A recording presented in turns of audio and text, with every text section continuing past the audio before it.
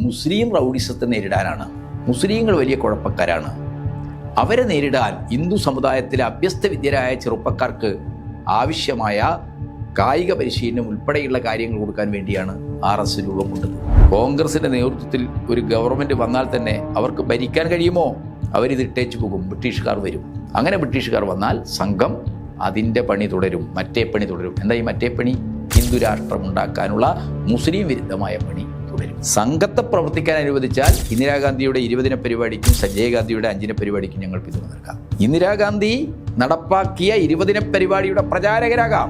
അതുകൊണ്ട് ഹിന്ദുക്കളുടെ ശത്രു ബ്രിട്ടനല്ലെന്നും ഹിന്ദുക്കളുടെ ശത്രുവായിട്ടുള്ള മുസ്ലിങ്ങൾക്കെതിരായിട്ട് സമരം ചെയ്യണം. മുസ്ലിങ്ങൾക്കെതിരായിട്ട് സമരം ചെയ്യേണ്ട ഇന്ത്യക്കാരുടെ ശക്തിയാകെ ബ്രിട്ടീഷുകാർക്കെതിരായി സമരം ചെയ്ത് നഷ്ടപ്പെടുത്തിക്കളയുകയാണ്, ചോർത്തിക്കളയുകയാണ്. ഇന്ത്യൻ നാഷണൽ കോൺഗ്രസ് ഹിറ്റ്ലറുടെയും മുസോളിനിയുടെയൊക്കെ ഇന്ത്യൻ ചാർച്ചക്കാരായിരുന്നു, ഇന്ത്യൻ സന്തതികളായിരുന്നു RSS എന്ന് പറയുന്ന സംഘടന. RSSന്റെ എക്കാലത്തും പ്രത്യയശാസ്ത്രം മുസ്ലിം വിരുദ്ധമെന്ന പോലെ തന്നെ മാർക്സിസ്റ്റ് വിരുദ്ധവുമാണ്, കമ്മ്യൂണിസ്റ്റ് വിരുദ്ധവുമാണ്. കമ്മ്യൂണിസ്റ്റ് വിരുദ്ധ പ്രത്യയശാസ്ത്രമാണ് RSSന്റെ പ്രത്യയശാസ്ത്രം എന്ന് പറയുന്നത്. മഹാരാഷ്ട്രയിലെ മുനിസിപ്പൽ തെരഞ്ഞെടുപ്പുകളിൽ BJPക്കല്ല RSS വോട്ട് ചെയ്യാൻ പറഞ്ഞത്, കോൺഗ്രസിനാണ്. അങ്ങനെ കോൺഗ്രസിനെ പരസ്യമായി തന്നെ RSS സഹായിച്ചു. അതിന് പ്രതിഫലമെന്നോളം RSSന്റെ അജണ്ടയിൽ നിന്നുകൊണ്ടുള്ള വർഗീയ ധ്രുവീകരണത്തിനുള്ള ക്യാമ്പയിനുകൾക്ക് എല്ലാ സഹായവും ചെയ്തു കൊടുത്തു. RSS എന്ന സംഘടന, അതായത് രാഷ്ട്രീയ സ്വയംസേവക് സംഘം, ഇത് ഇന്ത്യൻ ഫാസത്തിൻ്റെ കാലാൾപ്പടയാണ്. ഇറ്റലിയിലെയും ജർമ്മനിയിലെയുമൊക്കെ ഫാസിസ്റ്റ് നാസി സംഘടനകളിൽ നിന്ന് ആശയവും പ്രവർത്തന രീതിയും സ്വാംശീകരിച്ച് ബ്രിട്ടീഷ് പൊളിറ്റിക്കൽ ഇൻ്റലിജൻസ് ഡിപ്പാർട്ട്മെൻറ്റിൻ്റെ സഹായത്തോടുകൂടി രൂപം കൊണ്ട ഇന്ത്യൻ ഫാസിസ്റ്റ് സംഘടനയാണ് RSS. RSSനോട് ഒരു മൃദുസമീപനമോ അയഞ്ഞ നിലപാടോ സ്വീകരിക്കുന്ന ആർക്കും, ഒരു സംഘടനക്കും, ഇന്ത്യൻ ജനാധിപത്യത്തിന്, ഇന്ത്യ എന്ന ദേശരാഷ്ട്രത്തിന് തന്നെ ഭീഷണിയായിരിക്കുന്ന ഫാസിസത്തെ പ്രതിരോധിക്കാൻ കഴിയില്ല. RSSന്റെ രൂപീകരണ ചരിത്രത്തിലേക്ക് കടന്നു കഴിഞ്ഞാൽ ഇന്ത്യയുടെ കൊളോണിയൽ അധികാരം നേരിട്ട പ്രതിസന്ധികളുടെയും കൊളോണിയൽ ശക്തികൾക്കെതിരെ നമ്മുടെ രാജ്യത്ത് ഉയർന്നു വന്ന ദേശീയ സ്വാതന്ത്ര്യത്തിന് വേണ്ടിയുള്ള വിവിധ വിഭാഗങ്ങളുടെ ഉജ്ജ്വലമായ പോരാട്ടങ്ങളുടെയും വളരെ പ്രക്ഷുബ്ധമായ ഒരു രാഷ്ട്രീയ ഭൂമികയാണ് RSSനും ഹിന്ദുത്വ രാഷ്ട്രീയത്തിനും ജന്മം നൽകിയിട്ടുള്ളത്. പൊതുവേ നമ്മൾ എസൻഷ്യൽസ് ഓഫ് ഹിന്ദുത്വ എന്ന സവർക്കറുടെ കൃതിയാണ് ഹിന്ദുത്വ രാഷ്ട്രീയത്തിൻ്റെ RSSന്റെ സൈദ്ധാന്തിക രേഖയായിട്ട് കാണാറുള്ളത്.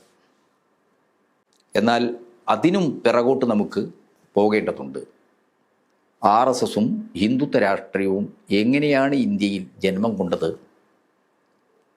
അത് ഇന്ത്യയുടെ ജനാധിപത്യത്തിനും വ്യത്യസ്ത ജനവിഭാഗങ്ങളുടെ നിലനിൽപ്പിനും ഭീഷണിയായ ഒരു പ്രത്യയശാസ്ത്ര പദ്ധതിയും ഒരു സംഘടനാ സംവിധാനവും എന്ന നിലക്ക് ഏത് സാഹചര്യങ്ങളിലാണ് ഉയർന്നു വന്നത്?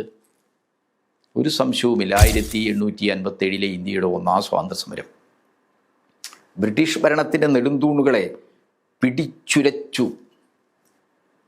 അത്തരമൊരു സാഹചര്യത്തെ സൈനിക ശക്തി ഉപയോഗിച്ച് നിഷ്ഠൂരമായ കൂട്ടക്കൊലകൾ നടത്തി ബ്രിട്ടന് മറികടക്കാൻ കഴിഞ്ഞെങ്കിലും ഇന്ത്യൻ ജനതയുടെ ഐക്യം, ഹിന്ദുക്കളും മുസൽമാന്മാരും അടങ്ങുന്ന ഇന്ത്യയിലെ സർവ്വജനങ്ങളും ഒന്നിച്ചു നിന്ന് ബ്രിട്ടനെതിരായി സമരം നയിച്ചാൽ അത് ഇന്ത്യയിലെ ബ്രിട്ടീഷ് ഭരണത്തിൻ്റെ നിലനിൽപ്പിന് വലിയ ഭീഷണിയാണ് എന്ന് തിരിച്ചറിഞ്ഞുകൊണ്ടാണ് 1ാം സ്വാതന്ത്ര്യ സമരാനന്തരം ഭിന്നിപ്പിക്കുക, ഭരിക്കുക എന്ന പഴയ റോമാ സാമ്രാജ്യത്വത്തിൻ്റെ ഡിവൈഡ് ആൻഡ് റൂൾ നയം ഇന്ത്യയിൽ വളരെ സമർത്ഥമായി പ്രയോഗിച്ചത്. അതിനവർ ഉപയോഗപ്പെടുത്തിയ ഇന്ത്യയുടെ ഏറ്റവും പ്രധാനപ്പെട്ട ആശയമാണ് ബ്രാഹ്മണ്യാധിഷ്ഠിതമായ വരേണ്യ ബോധത്തിലധിഷ്ഠിതമായ ഹിന്ദു വർഗീയത. അതിന് ഹിന്ദു മത വിശ്വാസമോ അതിൽ ഉൾക്കൊള്ളുന്ന നാനാ വിഭാഗം ജനങ്ങളുടെ ആചാരക്രമങ്ങളുടോ ദൈവാരാധനയോ ഒന്നുമായിട്ട് ഹിന്ദുത്വത്തിന് യാതൊരു ബന്ധവുമില്ല. 1857 ഒന്നാം സ്വാതന്ത്ര്യ സമരത്തിന് ശേഷമാണ് ഇന്ത്യയിൽ ബ്രിട്ടീഷ് ഭരണത്തെ പിടിച്ചുലക്കുന്ന തരത്തിൽ വർഷങ്ങൾ നീണ്ടുനിന്ന കർഷക സമരം പഞ്ചാബിൽ ഉയർന്നു വരുന്നത്. ഇന്നത്തെ പാകിസ്ഥാനും ഒക്കെ ഉൾക്കൊള്ളുന്ന പഞ്ചാബിൻ്റെ വിശാല മേഖലകളിലെ കർഷക ജനത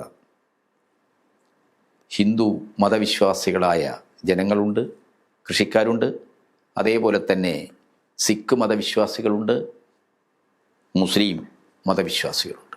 അപ്പോൾ ഹിന്ദുക്കളും മുസ്ലിങ്ങളും സിഖുകാരുമൊക്കെ ഒരു ശരീരം പോലെ ബ്രിട്ടീഷുകാരുടെ കാർഷിക നയങ്ങൾക്ക്, പ്രത്യേകിച്ച് സെമിന്ദാരി സിസ്റ്റവും ബ്രിട്ടീഷ് നികുതി സമ്പ്രദായവുമൊക്കെ കൃഷിക്കാർക്കുണ്ടാക്കിയ വലിയ രീതിയിലുള്ള തകർച്ച, പിടിച്ചു നിൽക്കാൻ കഴിയായ്മ, ഈ ഒരു കാർഷിക പ്രതിസന്ധിയാണ് 1870 ശേഷം വർഷങ്ങൾ നീണ്ടുന്ന പഞ്ചാബിലെ കർഷക സമരങ്ങൾക്ക് തിരികൊളുത്തിയത്. ഈ സമരത്തെ അടിച്ചമർത്താൻ ബ്രിട്ടീഷുകാർ തങ്ങളുടെ സൈനികമായ ശക്തി മുഴുവനും ഉപയോഗിച്ചു. പക്ഷേ എല്ലാ മർദ്ദന സംവിധാനങ്ങളെയും നേരിട്ടുകൊണ്ട് അതിജീവിച്ചുകൊണ്ട് കർഷകരുടെ സമരം പൂർവാധികം ശക്തിപ്പെട്ടു വരികയായിരുന്നു. ആ ഒരു സാഹചര്യത്തിലാണ് പഞ്ചാബിലെ സവർണ ബ്രാഹ്മണ്യ ശക്തികളെ കൂട്ടുപിടിച്ചുകൊണ്ട് സമരം ചെയ്യുന്ന കൃഷിക്കാർക്കിടയിലെ ഹിന്ദു, മുസ്ലിം, സിഖ് മതവിശ്വാസികൾക്കിടയിൽ ഭിന്നിപ്പുണ്ടാക്കാനുള്ള നീക്കം ബ്രിട്ടീഷ് പൊളിറ്റിക്കൽ ഇൻ്റലിജൻസ് ഡിപ്പാർട്ട്മെൻറ്റ് ആരംഭിച്ചത്. അതിൻ്റെ ഭാഗമായിട്ടാണ് ഒരു ബ്രാഹ്മണ ബുദ്ധിജീവിയായിരുന്ന ലാലാ ലാൽചന്ദ്, അദ്ദേഹത്തിൻ്റെ നേതൃത്വത്തിൽ പഞ്ചാബിലെ കൃഷിക്കാർക്കിടയിൽ വലിയ പ്രചരണങ്ങൾ ആരംഭിച്ചത്. ആ പ്രചരണങ്ങൾ മുസ്ലിം വിരുദ്ധമായ ഒരു രാഷ്ട്രീയ പദ്ധതി എന്നുള്ളതുകൊണ്ടായിരുന്നു. എന്താ പറഞ്ഞത്? പഞ്ചാബിലെ കർഷകർ നേരിടുന്ന പ്രതിസന്ധിക്ക് കാരണം സെമിന്ദാരി സിസ്റ്റമോ അതേപോലെ തന്നെ ബ്രിട്ടീഷ് നികുതി നിയമങ്ങളോ ഒന്നുമല്ല. പഞ്ചാബിലെ കർഷകർ നേരിടുന്ന ഏറ്റവും പ്രധാനപ്പെട്ട പ്രശ്നം നിലം ഉഴുതുമറിക്കാനും കൃഷിക്കാവശ്യമായ വളം ശേഖരിക്കാനും ആവശ്യമായ കന്നുകാലികളില്ല എന്നുള്ളതാണ്. കന്നുകാലികളെ തിന്നുന്ന മുസൽമാന്മാരാണ്, കന്നുകാലികളെ മാംസക്കച്ചവടത്തിനായി ഉപയോഗിക്കുന്ന മുസൽമാന്മാരാണ് പഞ്ചാബിലെ കർഷകരുടെ ശത്രു. അതുകൊണ്ട് ബ്രിട്ടീഷുകാർക്കെതിരായിട്ടല്ല നമ്മൾ സമരം ചെയ്യേണ്ടത്, കന്നുകാലികളെ, പശുക്കളെ കൊന്നുകൂട്ടുന്ന ഗോഘാതകരായ മുസൽമാന്മാർക്കെതിരായിട്ടാണ് എന്ന പ്രചരണമാണ് ലാലാ ലാൽചന്ദിൻ്റെ നേതൃത്വത്തിൽ ബ്രാഹ്മണ ബുദ്ധിജീവി സംഘങ്ങൾ ആരംഭിച്ചത്. ബ്രിട്ടീഷ് സർക്കാരിൻ്റെ അവരുടെ പൊളിറ്റിക്കൽ ഇൻ്റലിജൻസ് ഡിപ്പാർട്ട്മെൻറ്റിൻ്റെ ആസൂത്രണത്തിലും കാർമ്മികത്വത്തിലുമാണ് ഈ ശുദ്ധമായ മുസ്ലിം വിരുദ്ധ പ്രചരണം നടത്തിയത്. ബ്രിട്ടീഷുകാരുടെ കൊളോണിയൽ നയങ്ങൾ തകർത്ത പഞ്ചാബിലെ കർഷകരുടെ, പാവപ്പെട്ട മനുഷ്യരുടെ ദാരുണമായ പതനത്തിന്, കൃഷിയുടെ തകർച്ചയ്ക്ക് കാരണം ബ്രിട്ടീഷ് നയങ്ങളല്ല, മറിച്ചത് മുസൽമാന്മാരാണ്. പശുക്കളെ കൊന്നു നിന്ന, കന്നുകാലികളെ കൊന്നു നിന്ന മുസൽമാന്മാരാണെന്ന പ്രചരണമാണ് നടത്തിയത്. മിസ്റ്റർ ലാലാ ലാൽചന്ദ് എഴുതിയിട്ടുള്ള പുസ്തകമാണ് സെൽഫ് അബ്നെഗേഷൻ ഇൻ പൊളിറ്റിക്സ്. ഒരുപക്ഷെ സവർക്കർക്ക് മുമ്പ് തന്നെ ഹിന്ദുത്വത്തിൻ്റെ പ്രത്യയശാസ്ത്ര വിചാരം എന്ത് എന്ന് അവതരിപ്പിച്ചിട്ടുള്ള ആളാണ് ലാലാ ലാൽചന്ദ്. സെൽഫ് അബ്നെഗേഷൻ ഇൻ പൊളിറ്റിക്സ് എന്ന് പറയുന്ന കൃതിയിലൂടെ മിസ്റ്റർ ലാലാ ലാൽചന്ദ് മുന്നോട്ട് വെച്ചത് ബ്രിട്ടീഷുകാർക്കെതിരായിട്ട് ഹിന്ദുക്കളുടെ ശക്തിയാകെ തിരിച്ചുവിട്ട് കോൺഗ്രസ് പാർട്ടി, ഇന്ത്യൻ നാഷണൽ കോൺഗ്രസ് ആത്മനിഷേധപരമായ സമരം നടത്തുകയാണ്. ബ്രിട്ടീഷ് വിരുദ്ധ സമരം എന്ന് പറയുന്നത് ഇന്ത്യയിലെ ഹിന്ദു സമൂഹത്തിൻ്റെ ആത്മനിഷേധപരമായ ഒരു രാഷ്ട്രീയമാണ്. കോൺഗ്രസ്, ഗോപാലകൃഷ്ണ ഗോഖലെ അതാണ് ചെയ്യുന്നത്. അതുകൊണ്ട് ഹിന്ദുക്കളുടെ ശത്രു ബ്രിട്ടനല്ലെന്നും ഹിന്ദുക്കളുടെ ശത്രുവായിട്ടുള്ള മുസ്ലിങ്ങൾക്കെതിരായിട്ട് സമരം ചെയ്യണം. മുസ്ലിങ്ങൾക്കെതിരായിട്ട് സമരം ചെയ്യേണ്ട ഇന്ത്യക്കാരുടെ ശക്തിയാകെ ബ്രിട്ടീഷുകാർക്കെതിരായി സമരം ചെയ്ത് നഷ്ടപ്പെടുത്തിക്കളയുകയാണ്, ചോർത്തിക്കളയുകയാണ് ഇന്ത്യൻ നാഷണൽ കോൺഗ്രസും ഗോപാലകൃഷ്ണ ഗോഖലെയും ചെയ്യുന്നത് എന്ന വിമർശനമാണ്, എന്ന അങ്ങേയറ്റം പരിഹാസ്യമായ ആരോപണമാണ് ലാലാ ലാൽചന്ദ് മുന്നോട്ട് വെച്ചത്. അതിൻ്റെ അടിസ്ഥാനത്തിലാണ് ഹിന്ദു മുസ്ലിം വിഭജനമുണ്ടാക്കാനുള്ള ശ്രമം നടന്നത്. ഗോ സംരക്ഷണ സേനകൾ ഉണ്ടായത്. ഒരുപക്ഷെ ഹിന്ദുത്വ രാഷ്ട്രീയത്തിൻ്റെ നമ്മൾ ഇന്ന് പറയുന്ന സംഘപരിവാർ സംഘടനകളുടെ പ്രാഗ്രൂപം എന്ന് പറയുന്നത് ഗോ സംരക്ഷണ സേനകളാണ്. പഞ്ചാബിൽ 1800കളുടെ അവസാനവും 20ാം നൂറ്റാണ്ടിൻ്റെ ആദ്യത്തിലും രൂപം കൊണ്ട ഗോ സംരക്ഷണ സേനകളാണ്. പശു അമ്മയാണെന്നും പശു മാതാവാണെന്നുമുള്ള വാദം ഉയർത്തി. കൃഷിക്കാർക്ക് നിലമുഴുകാൻ മാത്രമല്ല, കൃഷിക്കാവശ്യമായ വളം ഉൾപ്പെടെ പശുവിൽ നിന്നാണ് ലഭിക്കുന്നത്. അതുകൊണ്ട് പശുവിനെ വലിയ രീതിയിൽ അമ്മയായും ദേവിയായും ഒക്കെ ആദർശവൽക്കരിച്ചുകൊണ്ടുള്ള ഒരു ക്യാമ്പയിൻ ആരംഭിച്ചു. ലാലാ ലാൽചന്ദ് പഞ്ചാബിൽ തുടക്കം കുറിച്ച ഈ ക്യാമ്പയിൻ ഏറ്റെടുക്കുകയായിരുന്നു ആര്യ സമാജം. ദയാനന്ദ സരസ്വതി വേദങ്ങളിലേക്ക് മടങ്ങാൻ പഠിപ്പിച്ച ആളാണ്. ആര്യസമാജം എന്താണ്? വിഗ്രഹാരാധന ഉൾപ്പെടെയുള്ള വിഷയങ്ങളെ എതിർക്കുകയും ഹിന്ദു മതവിശ്വാസികൾക്കകത്തെ അനാചാരങ്ങളെയും അന്ധവിശ്വാസങ്ങളൊക്കെ ചെയ്തുകൊണ്ട് ഉയർന്നു വന്ന ഒരു നവോത്ഥാനപരമായ പ്രസ്ഥാനമാണ്. പക്ഷെ അതിൽ നിന്ന് പെട്ടെന്ന് പിന്മടങ്ങി ദയാനന്ദ സരസ്വതി, അതുപോലെ തന്നെ ഗുജറാത്തിൽ ശ്രദ്ധാനന്ദ, ഈ സന്യാസിമാരൊക്കെ തന്നെ പശുവിൻ്റെ പേരിലുള്ള വലിയ മൂവ്മെൻറ്റുകൾ ഉണ്ടാക്കി. ഒരു പശു ദേശീയതാവാദം ഉയർത്തി. അതിൻ്റെ ഭാഗമായിട്ട് 1870-നും 1906-നും ഇടയിൽ മധ്യേന്ത്യ ഉൾപ്പെടെയുള്ള ഇന്ത്യൻ ഭൂപ്രദേശങ്ങളിൽ പശുവിൻ്റെ പേരിൽ നടന്ന കലാപങ്ങളിൽ 10,000-കണക്കിന് നിരപരാധികളായ മനുഷ്യരാണ് കൊല ചെയ്യപ്പെട്ടത്. ഈ വർഗീയ കലാപങ്ങൾ, പശുവിൻ്റെ പേരിലുള്ള ഈ നരഹത്യകൾ, ഇത് ആസൂത്രണം ചെയ്തതും ഇത് നടപ്പാക്കിയതും ഹിന്ദുത്വവാദികളായിരുന്നു. ഹിന്ദുത്വ രാഷ്ട്രീയത്തിൻ്റെ ഈ ആരംഭം, അതിൻ്റെ രൂപപ്പെടൽ എന്ന് പറയുന്നത് പശുവിൻ്റെ പേരിലുള്ള കലാപങ്ങൾ പഞ്ചാബിലാകെ ഉയർത്തിവിട്ടുകൊണ്ടാണ്. പാവപ്പെട്ട മനുഷ്യരുടെ രക്തപ്പുഴകൾ സൃഷ്ടിച്ചുകൊണ്ടാണ് ഹിന്ദുത്വ രാഷ്ട്രീയം ഉയർന്നു വന്നത്. 1906-ലാണ് പഞ്ചാബ് ഹിന്ദു മഹാസഭ രൂപം കൊള്ളുന്നത്. ഇതേ സാഹചര്യത്തിൽ തന്നെയാണ് ബ്രിട്ടീഷുകാർ അവരുടെ ഭിന്നിപ്പിക്കുക, ഭരിക്കുക എന്ന കൊളോണിയൽ തന്ത്രത്തിൻ്റെ ഭാഗമായിട്ട് ബംഗാളിനെ വിഭജിക്കാനുള്ള നീക്കം നടത്തിയത്. ബംഗാളിലെ ജനസാമാന്യങ്ങളാകെ ഒന്നിച്ചു നിന്ന് ബ്രിട്ടീഷുകാർക്കെതിരായിട്ട് അതിശക്തമായ പോരാട്ടങ്ങൾ, സ്വാതന്ത്ര്യത്തിന് വേണ്ടിയുള്ള സമരങ്ങൾ ഉയർത്തിക്കൊണ്ടുവരികയായിരുന്നു. അങ്ങനെയുള്ളൊരു സാഹചര്യത്തിലാണ് ബംഗാളിൻ്റെ ഒരു ഭാഗം, പൂർവഭാഗം മുസ്ലിങ്ങൾക്ക് ഭൂരിപക്ഷമുള്ള പ്രദേശമാക്കി, പശ്ചിമഭാഗം ഹിന്ദുക്കൾക്ക് ഭൂരിപക്ഷ പ്രദേശമാക്കി ബംഗാളിനെ മതപരമായി വിഭജിക്കാനുള്ള നീക്കം നടത്തിയത്. പക്ഷെ ബംഗാളി ജനത ഞങ്ങളെ ഒന്നിപ്പിക്കുന്നത് ഭാഷാസ്വത്വമാണ്, ഞങ്ങളെല്ലാം ബംഗാളികളാണ് എന്ന മുദ്രാവാക്യമുയർത്തി ബംഗാളിനെ വിഭജിക്കാനുള്ള ബ്രിട്ടീഷുകാരുടെ നീക്കങ്ങളെ അതിശക്തമായി പ്രതിരോധിച്ചു. ഈ ഒരു അനുഭവങ്ങളിൽ നിന്നൊക്കെയാണ് ഇന്ത്യയിലെ ഹിന്ദുത്വവാദികൾ സംഘടിതമായ രീതിയിൽ ബ്രിട്ടീഷ് കൊളോണിയൽ മേധാവികളുടെ സഹായത്തോടുകൂടി ഹിന്ദു മതത്തിൻ്റെ അടിസ്ഥാനത്തിലുള്ള ഹിന്ദുത്വത്തെ ദേശീയതയായി കാണുന്ന ഒരു ആശയബോധത്തിൽ നിന്ന് രാഷ്ട്രീയത്തിൽ ഇടപെടാൻ തുടങ്ങിയത്. പഞ്ചാബ് ഹിന്ദു മഹാസഭയുടെ തുടർച്ചയായിട്ടാണ് 1915 ആകുമ്പോഴേക്കും അഖിലേന്ത്യാ തലത്തിൽ ഹിന്ദു മഹാസഭയുണ്ടാവുന്നത്. ആ ഹിന്ദു മഹാസഭയൊക്കെ രൂപം കൊള്ളുന്നത് കൃത്യമായിട്ടും കോൺഗ്രസ്സിലെ സവർണ ബ്രാഹ്മണ വിഭാഗം മുൻകൈയെടുത്തുകൊണ്ടാണ്.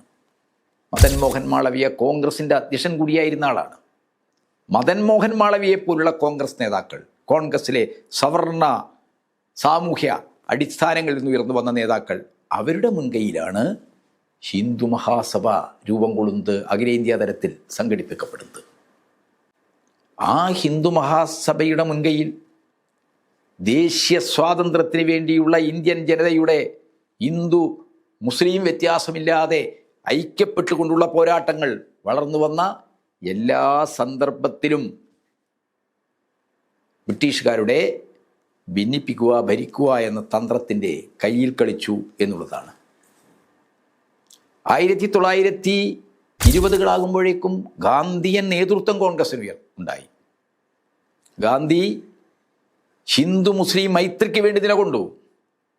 ബ്രിട്ടീഷുകാർക്കെതിരായ ഇന്ത്യയിലെ എല്ലാ വിഭാഗം ജനങ്ങളെയും ഉൾക്കൊള്ളുന്ന ഒരു ദേശീയ പ്രസ്ഥാനത്തെക്കുറിച്ചുള്ള സങ്കല്പം ഇന്ത്യൻ നാഷണൽ കോൺഗ്രസിൻ്റെ മുമ്പിൽ വന്നു. ഇതേ ചരിത്ര കാലഘട്ടമാകുമ്പോഴേക്കും 1920 ആകുമ്പോഴേക്കും ഇന്ത്യയിൽ കമ്മ്യൂണിസ്റ്റ് പാർട്ടി പ്രവർത്തനം ആരംഭിക്കുന്നുണ്ട്. സോവിയറ്റ് യൂണിയൻ്റെ ഉസ്ബെക്കിസ്ഥാൻ തലസ്ഥാനത്തെ താഷ്കന്റ് നഗരത്തിൽ 1920 തന്നെ കമ്മ്യൂണിസ്റ്റ് പാർട്ടി രൂപമെടുക്കുന്നുണ്ട്. ഇന്ത്യൻ ദേശീയ പ്രസ്ഥാനത്തിൻ്റെ സമുന്നതരായ നേതാക്കളാണ് കമ്മ്യൂണിസ്റ്റ് പാർട്ടിക്കും ജന്മം നൽകുന്നത്. കോൺഗ്രസിനകത്ത് നിന്ന് ഇന്ത്യയുടെ ദേശീയ സ്വാതന്ത്ര്യത്തിന് വേണ്ടി തൊഴിലാളികളെയും കൃഷിക്കാരെയും മറ്റധ്വാനിക്കുന്ന വിഭാഗങ്ങളെയൊക്കെ സംഘടിപ്പിച്ചണിനിരത്താനുള്ള പ്രവർത്തനങ്ങൾ കമ്മ്യൂണിസ്റ്റുകളുടെ നേതൃത്വത്തിൽ ആരംഭിച്ചു കഴിഞ്ഞിരുന്നു. ഈ ഒരു സാഹചര്യത്തിലാണ് സാർവദേശീയ തലത്തിൽ തുർക്കി സുൽത്താനേറ്റിനെതിരായിട്ട് പാശ്ചാത്യ മുതലാളിത്ത ശക്തികളുടെ ഇടപെടൽ ഉണ്ടാവുന്നത്. തുർക്കി സുൽത്താനേറ്റിന് കീഴിൽ അറബ് മേഖല ഉൾക്കൊള്ളുന്ന വിശാലമായ ഭൂപ്രദേശങ്ങൾ, പ്രത്യേകിച്ച് പെട്രോളിയം കണ്ടെത്തിയതോടുകൂടി ലോകത്തിലെ ഏറ്റവും പ്രധാനപ്പെട്ട ഊർജ്ജരൂപം ഇന്ധനം എന്ന നിലക്ക് എണ്ണക്ക് ആഗോളതലത്തിലുണ്ടായ പ്രസക്തി. ഈ ഒരു പശ്ചാത്തലത്തിലാണ് തുർക്കി സുൽത്താനേറ്റിനെ അസ്ഥിരീകരിച്ച് അറബ് മേഖലയാകെ, എണ്ണ സമ്പന്നമായ അറബ് മേഖലയാകെ തങ്ങളുടെ കീഴിലേക്ക് കൊണ്ടുവരാനുള്ള നീക്കങ്ങൾ ബ്രിട്ടനും അമേരിക്കയും ഫ്രാൻസും ഒക്കെ ഉൾക്കൊള്ളുന്ന പാശ്ചാത്യ മുതലാളിത്ത ശക്തികൾ ആരംഭിച്ചത്. അതിൻ്റെ ഭാഗമായിട്ടാണ് തുർക്കി സുൽത്താനേറ്റിനെ അസ്ഥിരീകരിക്കാനുള്ള നീക്കം നടത്തിയത്. ഖലീഫയെ പുറന്തള്ളിക്കൊണ്ട് അവിടെ തങ്ങളുടെ താല്പര്യങ്ങൾക്ക് ആവശ്യമായ ഒരു സർക്കാരിനെ നിയോഗിക്കാനുള്ള നീക്കമാണ് പാശ്ചാത്യ സാമ്രാജ്യത്വ ശക്തികൾ, അമേരിക്കയും ബ്രിട്ടനും ഒക്കെ ചേർന്ന് നടത്തിയത്. ഇതിൻ്റെ ആരംഭകാലത്ത് തന്നെ തിരിച്ചറിഞ്ഞ ലോക നേതാവായിരുന്നു സഖാവ് ലെനിൻ. ലെനിൻ കൃത്യമായി ചൂണ്ടിക്കാണിച്ചു, തുർക്കി സുൽത്താനേറ്റിനെ അസ്ഥിരീകരിക്കുന്നത് പലരും പറയുന്നത് പോലെ തുർക്കിയിലെ യാഥാസ്ഥിതിക മുസ്ലിം ഭരണം ഇല്ലാതാക്കി ജനാധിപത്യം കൊണ്ടുവരാനല്ല, മറിച്ച് തുർക്കി സുൽത്താനേറ്റിന് കീഴിലുള്ള ഭൂപ്രദേശങ്ങളിലെ ഭൂമിക്കടിയിലെ എണ്ണ നിക്ഷേപങ്ങൾ അത് പിടിച്ചെടുക്കാൻ വേണ്ടി, എണ്ണ വിഭവങ്ങൾക്ക് വേണ്ടിയുള്ള നീക്കമാണ് തുർക്കി സുൽത്താനേറ്റിനെതിരായി നടക്കുന്നത്.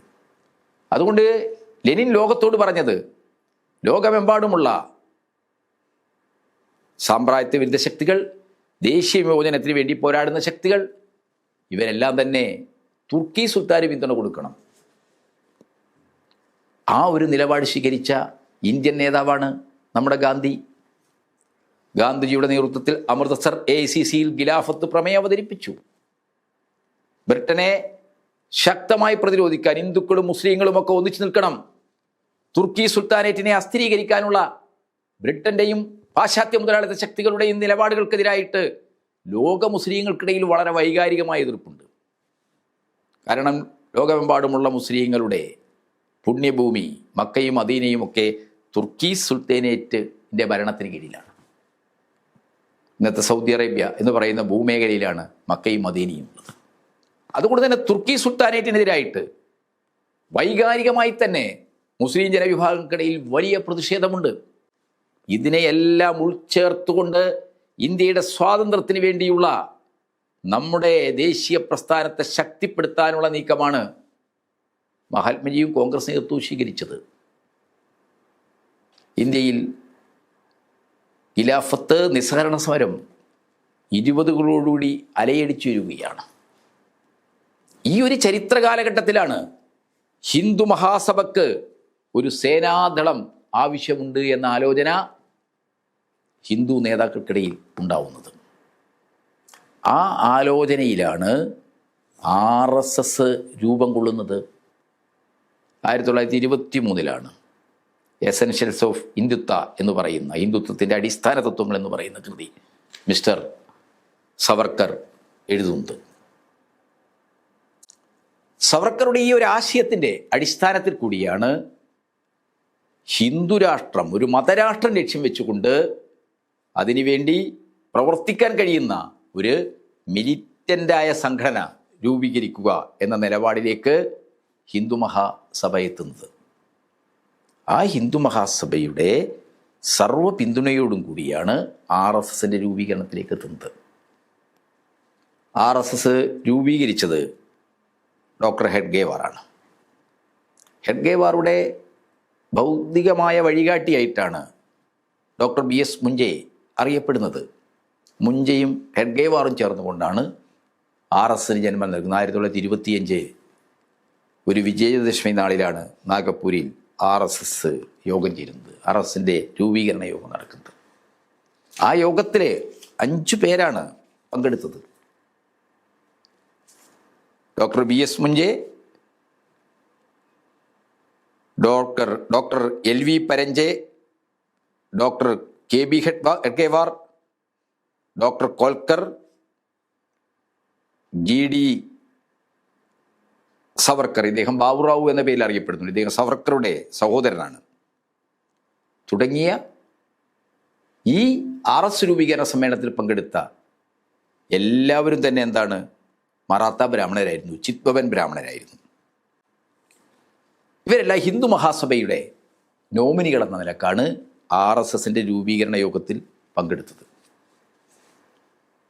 ഒരു ഭാഗത്ത് RS രൂപീകരിക്കുന്നതിന് കാരണമായി RSSന് ജന്മം കൊടുത്ത ഹെഡ്ഗേവാർ ഉൾപ്പെടെയുള്ള ആളുകൾ പറയുന്നത് മുസ്ലിം റൗഡിസത്തെ നേരിടാനാണ്. മുസ്ലിങ്ങൾ വലിയ കുഴപ്പക്കാരാണ്, അവരെ നേരിടാൻ ഹിന്ദു സമുദായത്തിലെ അഭ്യസ്ത വിദ്യരായ ചെറുപ്പക്കാർക്ക് ആവശ്യമായ കായിക പരിശീലനം ഉൾപ്പെടെയുള്ള കാര്യങ്ങൾ കൊടുക്കാൻ വേണ്ടിയാണ് RS രൂപം കൊണ്ടത്.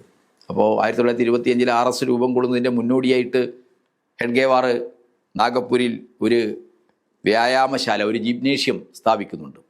അതേപോലെ തന്നെ ഒരു സ്റ്റഡി സർക്കിൾ, ശിക്ഷാ പ്രസാരക് മണ്ഡൽ എന്ന പേരിൽ ഒരു സ്റ്റഡി സർക്കിൾ, ഒരു പഠനവേദി രൂപീകരിക്കുന്നുണ്ട്. അപ്പോൾ ഒരു പഠനവേദിയും ഒരു കായിക പരിശീലന കേന്ദ്രവും ആരംഭിക്കുകയും അതിനെ തുടർന്ന് രാഷ്ട്രീയ സ്വയംസേവക് സംഘം എന്ന സംഘടന രൂപീകരിക്കുകയും ചെയ്യുകയാണ്. ഇതിലേക്ക് മറാത്ത ബ്രാഹ്മണരെ പ്രേരിപ്പിച്ചത്, അവരെ നിർബന്ധിച്ചത് എന്താണെന്നുള്ള അന്വേഷണം, ഒന്ന് ബ്രിട്ടീഷ് പൊളിറ്റിക്കൽ ഇൻ്റലിജൻസ് ഡിപ്പാർട്ട്മെൻറ്റിൻ്റെ വലിയ ഇടപെടലുണ്ട്. ഇന്ത്യൻ ദേശീയ പ്രസ്ഥാനത്തെ അസ്ഥിരീകരിക്കാൻ കഴിയാവുന്ന രീതിയിൽ മതപരമായ ഭിന്നതകൾ, ശക്തമായ തീവ്രമായ മാനങ്ങൾ രൂപപ്പെടുത്തണം, അതിന് രാജ്യത്ത് കലഹങ്ങൾ, വർഗീയ കലാപങ്ങൾ ഉണ്ടാക്കണം, അതിന് പറ്റിയ ഒരു മിലിറ്റൻറ്റ് ഹിന്ദു ഓർഗനൈസേഷനും ഉണ്ടാവണമെന്നുള്ളത് ബ്രിട്ടീഷ് പൊളിറ്റിക്കൽ ഇൻ്റലിജൻസ് ഡിപ്പാർട്ട്മെൻറ്റിൻ്റെ അവരുടെ കൊളോണിയൽ തന്ത്രത്തിൻ്റെ, ഭിന്നിപ്പിക്കുക ഭരിക്കുക എന്ന തന്ത്രത്തിൻ്റെ ഭാഗമായിട്ടുള്ള ഒന്നാണ്. മറ്റൊന്ന്, മറാത്ത ബ്രാഹ്മണർ എന്ന് പറയുന്നത് തങ്ങളുടെ ഭൂതകാലം, മറാത്ത സാമ്രാജ്യത്വത്തിൻ്റെ ഭൂതകാലത്തിൻ്റെ വലിയ അഭിമാന സ്മരണകളിൽ കഴിയുന്നവരാണ്. അങ്ങനെയുള്ള ഒരു വിഭാഗത്തിന് ഇടയിൽ ബ്രാഹ്മണ്യത്തിൻ്റെ മേധാവിത്വത്തെ ചോദ്യം ചെയ്യുന്ന, ബ്രാഹ്മണിക്കലായ ഐഡിയോളജിയും ബ്രാഹ്മണിക്കലായ ജാതി സംവിധാനങ്ങളെയും ഒക്കെ ചോദ്യം ചെയ്യുന്ന മഹാത്മാ ജ്യോതി ഫുലെയുടെ നേതൃത്വത്തിൽ ഉയർന്നു വന്ന സത്യശോധക് സമാജം, അതേപോലെ തന്നെ അംബേദ്കറുടെ ഇടപെടലുകൾ, ഇതിൻ്റെയൊക്കെ ഭാഗമായിട്ട് ബ്രാഹ്മണ്യാധിഷ്ഠിതമായ ജാതി വ്യവസ്ഥയെ, ബ്രാഹ്മണ്യ അധികാര വ്യവസ്ഥയെ ചോദ്യം ചെയ്യുന്ന നവോത്ഥാനപരമായ ദളിത് മുന്നേറ്റങ്ങൾ ഈ ഒരു സന്ദർഭത്തിൽ മഹാരാഷ്ട്ര ഉൾപ്പെടെയുള്ള സംസ്ഥാനങ്ങളിൽ, പ്രദേശങ്ങളിൽ ശക്തമായി ഉയർന്നു വന്നിരുന്നു. ഈ രണ്ട് കാരണങ്ങളുമാണ് സവർണ ബ്രാഹ്മണരായ, ചിത്ഭവൻ ബ്രാഹ്മണരായ ഈ ചെറുപ്പക്കാരെ കൊണ്ട് ഒരു മിലിറ്റൻ്റായ ഓർഗനൈസേഷൻ RSSൻ്റെ രൂപീകരണത്തിലേക്ക് അവരെ എത്തിക്കുന്നത്. 1925 RSS രൂപീകരിച്ചു. എന്താണ് RSSൻ്റെ പ്രത്യയശാസ്ത്രം? ആ രൂപീകരണ യോഗത്തിൽ ഒരു സൈദ്ധാന്തിക രേഖയും ഒരു പ്രത്യയശാസ്ത്ര രേഖയും അവതരിപ്പിക്കപ്പെട്ടിട്ടില്ല. വളരെ കേവലമായ മുസ്ലിം ഭീഷണിയെ, മുസ്ലിം അക്രമകാരികളെ നേരിടുക, മുസ്ലിം റൗഡികളിൽ നിന്ന് നമ്മുടെ സ്ത്രീകൾക്ക്, ഹിന്ദു സ്ത്രീകൾക്ക് സംരക്ഷണം കൊടുക്കുക, ഇത്തരം കാര്യങ്ങളാണ് ആ രൂപീകരണ യോഗത്തിൽ അവതരിപ്പിക്കപ്പെട്ടത്. പക്ഷെ ആ രൂപീകരണ യോഗത്തിന് പിറകിൽ മിസ്റ്റർ സവർക്കറുടെ ഹിന്ദുത്വത്തിൻ്റെ അടിസ്ഥാനങ്ങൾ എന്ന് പറയുന്ന ഇന്ത്യയെ ഹിന്ദു രാഷ്ട്രമാക്കി മാറ്റാനുള്ള പ്രത്യയശാസ്ത്ര ധാരണകളുടെ ശക്തമായ പിൻബലമുണ്ടായിരുന്നു. ആ പിൻബലത്തിൽ നിന്നുകൊണ്ടാണ് RSS പ്രവർത്തനം തുടങ്ങിയത്. RSSൻ്റെ സ്ഥാപകനായിട്ടുള്ള ഹെഡ്ഗേവാറുടെ ഔദ്യോഗിക ജീവചരിത്രകാരനാണ് മിസ്റ്റർ ദീക്ഷികാർ. അദ്ദേഹത്തിൻ്റെ ഹെഡ്ഗേവാറുടെ ജീവചരിത്രത്തിൽ ദീക്ഷികാർ രേഖപ്പെടുത്തിയിട്ടുള്ളത് എന്തുകൊണ്ടാണ് RSS രൂപപ്പെടുത്തിയത് എന്ന ചോദ്യത്തിന് ഖിലാഫത്തും അതിനെ തുടർന്ന് ഉയർന്നു വന്ന ഭീഷണികളും ഹിന്ദു സമുദായത്തിൻ്റെ താല്പര്യങ്ങളെ ബാധിക്കുന്നതാണ്. അതുകൊണ്ട് ഇന്ത്യയിൽ മുസ്ലിം ഭീഷണി ഉയർന്നു വരികയാണ്. മുസ്ലിങ്ങളും ഹിന്ദുക്കളും ചേർന്നതാണ് ഇന്ത്യ എന്ന, ഹിന്ദു മുസ്ലിം മൈത്രിയില്ലാതെ സ്വരാജ്യ സാധ്യമല്ല എന്ന ഗാന്ധിജിയുടെ നിലപാടുകളെ എതിർക്കുക എന്നതാണ്. ഹെഡ്ഗേവാർ വളരെ പരസ്യമായി തന്നെ പ്രഖ്യാപിക്കുന്നുണ്ട്, ഹിന്ദുക്കളും മുസ്ലിങ്ങളും ഒരു രാഷ്ട്രമാണെന്ന് പറയുന്നവർ ഹിന്ദുക്കളുടെ ശത്രുവാണ്. അങ്ങനെ പറഞ്ഞതാരാണ്? ഗാന്ധിജിയാണ്. അപ്പോൾ ഗാന്ധിജി 1920കളിൽ തന്നെ RSSകാരെ ടാർഗറ്റ് ചെയ്യപ്പെടുന്നുണ്ട്. ഹിന്ദുക്കളും മുസ്ലിങ്ങളും ഒരു രാഷ്ട്രമാണ് എന്ന് പറയുന്നവർ ഹിന്ദുക്കളുടെ ശത്രുവാണ്. ഗോൾവാൾക്കർ ഹെഡ്ഗേവാർ വിശദീകരിക്കുന്നത് ഹിന്ദു തന്നെയാണ് രാഷ്ട്രം, ഹിന്ദു തന്നെയാണ് ദേശീയത, ഹൈന്ദവതയാണ് നമ്മുടെ സാംസ്കാരിക ദേശീയത. അപ്പോൾ മതത്തെ, സാംസ്കാരിക ദേശീയത എന്നൊക്കെ പറഞ്ഞാൽ ബ്രാഹ്മണ്യാധിഷ്ഠിതമായ, മനുസ്മൃതിയിലധിഷ്ഠിതമായ ചാതുർവർണ്ണ്യ ധർമ്മസംഹിതകളെ പിൻപറ്റുന്ന ആശയമാണ്. അപ്പോൾ ആ മതാത്മകമായ സവർണ ബ്രാഹ്മണ പ്രത്യയശാസ്ത്രത്തെ ദേശീയതയായി കണ്ടുകൊണ്ടുള്ള ഒരു കാഴ്ചപ്പാടാണ് ആരംഭകാലം തൊട്ട് RSS മുന്നോട്ട് വെച്ചത്. ആ ഒരു കാഴ്ചപ്പാടിൽ നിന്നാണ് അവർ ബ്രിട്ടീഷുകാരുടെ കയ്യിൽ കളിച്ചുകൊണ്ട് ഇന്ത്യൻ ദേശീയ പ്രസ്ഥാനം ഉയർത്തിക്കൊണ്ടുവന്ന മതനിരപേക്ഷ ആധുനിക ജനാധിപത്യ മൂല്യങ്ങളെയെല്ലാം അതിശക്തമായി അവർ എതിർത്തു. RSSൻ്റെ പ്രത്യയശാസ്ത്ര പദ്ധതി നമ്മൾ നോക്കിക്കഴിഞ്ഞാൽ അവർ പാശ്ചാത്യമെന്ന് പറഞ്ഞുകൊണ്ട്, പാശ്ചാത്യമാണ് എന്ന് പറഞ്ഞുകൊണ്ട് വർജിക്കണമെന്ന്, എതിർക്കണമെന്ന് പറയുന്നത് എല്ലാം എന്താണ്? ആധുനികമായ ശാസ്ത്രത്തിൻ്റെയും മതനിരപേക്ഷതയുടെയും ജനാധിപത്യത്തിൻ്റെയും ആശയങ്ങളെയാണ്. ആധുനികമായ ജനാധിപത്യ മൂല്യങ്ങളെ, ആധുനികമായ മതനിരപേക്ഷ മൂല്യങ്ങളെ അവരംഗീകരിക്കുന്നില്ല. മതനിരപേക്ഷതയെ, സെക്കുലറിസത്തെ അവർ ഒരു പാശ്ചാത്യ ആശയമായിട്ടാണ് കാണുന്നത്. ഇന്ത്യ പോലെ വ്യത്യസ്ത മതങ്ങളും സംസ്കാരങ്ങളുമുള്ള ഒരു ബഹുസ്വര സമൂഹത്തിനകത്ത്, വ്യത്യസ്ത സംസ്കൃതികൾ നിൽക്കുന്ന സമൂഹത്തിനകത്ത് ഇതിനെയെല്ലാം ഉൾക്കൊള്ളണം, അതാണ് ഇന്ത്യ, അതാണ് ഇന്ത്യ എന്ന ആശയം എന്ന നിലപാടാണ് ദേശീയ പ്രസ്ഥാനത്തിൻ്റെ നേതാക്കൾക്കുണ്ടായിരുന്നത്. എന്നാൽ ദേശീയ പ്രസ്ഥാനത്ത് നിന്ന് മാറി നിന്ന് ഹിന്ദുരാഷ്ട്രം ഉണ്ടാക്കാനായി, ഹിന്ദുരാഷ്ട്ര നിർമ്മിതിക്കായി പ്രവർത്തിച്ച RSSും ഹിന്ദു മഹാസഭയും ഈ ആശയങ്ങളെല്ലാം, ആധുനിക ഇന്ത്യയെ രൂപപ്പെടുത്തിയ ആശയങ്ങളെല്ലാം എതിർക്കുകയാണ് ചെയ്തത്. RSSൻ്റെ രൂപീകരണത്തെ തുടർന്ന് ഇന്ത്യൻ ദേശീയത നേരിടുന്ന, ഇന്ത്യൻ ജനങ്ങൾ നേരിടുന്ന, ഇന്ത്യയുടെ സ്വാതന്ത്ര്യ സമര പ്രസ്ഥാനം നേരിടുന്ന വെല്ലുവിളികളെ ചൂണ്ടിക്കാണിച്ചുകൊണ്ട് 1925 അവിഭക്ത കമ്മ്യൂണിസ്റ്റ് പാർട്ടിയുടെ ഇന്ത്യൻ കമ്മ്യൂണിസ്റ്റ് പാർട്ടിയുടെ കേന്ദ്ര കമ്മിറ്റി ഒരു രേഖ ഇറക്കുന്നുണ്ട്. ഹിന്ദു മുസ്ലിം പ്രോബ്ലംസ് ഇൻ ഇന്ത്യ എന്നാണ്. ഹിന്ദുവിൻ്റെ പ്രശ്നങ്ങളെ മുൻനിർത്തിക്കൊണ്ട് ദേശീയ പ്രസ്ഥാനത്തെ വിഭജിക്കുന്ന ഹിന്ദു മഹാസഭയുടെയും RSSൻ്റെയും വർഗീയ നിലപാടുകൾ ഭൂരിപക്ഷ മതത്തെ രാഷ്ട്രമാക്കുന്ന ആ രീതിയിൽ അവർ മുന്നോട്ട് വച്ചിരിക്കുന്ന സാംസ്കാരിക ദേശീയതയുടെ അപകടം ചൂണ്ടിക്കാണിക്കുന്ന ഒരു രേഖയായിരുന്നു അത്. മറുഭാഗത്ത് മുസ്ലിം ജനസമൂഹത്തിലെ അരക്ഷിതത്വത്തെ ഉപയോഗപ്പെടുത്തിക്കൊണ്ട് മുസ്ലിങ്ങൾക്ക് പ്രത്യേകമൊരു രാഷ്ട്രം വേണം എന്ന വാദം ഉന്നയിക്കുന്ന മുസ്ലിം ലീഗിൻ്റെ നിലപാടുകൾ, ഈ രണ്ട് നിലപാടുകളും പരസ്പരം എതിർത്തും സഹകരിച്ചും യഥാർത്ഥത്തിൽ ഇന്ത്യയുടെ ദേശീയ സ്വാതന്ത്ര്യ സമരത്തെ, ഇന്ത്യൻ ജനതയുടെ മതാതീതമായ ഐക്യത്തെ തന്നെ അസ്ഥിരപ്പെടുത്തുന്നതാണ് എന്ന സമീപനമാണ് 1925 അവിഭക്ത കമ്മ്യൂണിസ്റ്റ് പാർട്ടിയുടെ സെൻട്രൽ കമ്മിറ്റി മുന്നോട്ട് വെച്ച ഹിന്ദു മുസ്ലിം പ്രോബ്ലംസ് ഇൻ ഇന്ത്യ എന്ന രേഖയിലൂടെ മുന്നോട്ട് വെച്ചത്. അതിൻ്റെ ഒരു പശ്ചാത്തലത്തിലാണ് 1927 AICC സമ്മേളനത്തിൽ മതനിരപേക്ഷത ഉയർത്തിപ്പിടിക്കണം എന്ന പ്രമേയം സഖാവ് MN റോയി അവതരിപ്പിക്കുന്നത്. നെഹ്റുവും റോയിയുമൊക്കെ ചേർന്നുകൊണ്ട് ഹിന്ദുക്കളും മുസ്ലിങ്ങളും ഒരു രാഷ്ട്രമാണ് എന്ന ഗാന്ധിയുടെ നിലപാടിനെ മുൻനിർത്തിക്കൊണ്ട് ഇന്ത്യൻ ദേശീയ പ്രസ്ഥാനത്തിൻ്റെ കാഴ്ചപ്പാട് മതനിരപേക്ഷമായിരിക്കണം. ഈ മതനിരപേക്ഷ നിലപാടിനെയാണ് അതിശക്തമായി RSS എതിർത്തത്. RSS രൂപം കൊണ്ട് 1925 മുതൽ 47 വരെയുള്ള ഇന്ത്യൻ സ്വാതന്ത്ര്യ സമരത്തിൻ്റെ സുദീർഘമായ ചരിത്രം എന്ന് പറയുന്നത് സഹനപൂർണമായ ത്യാഗഭരിതമായ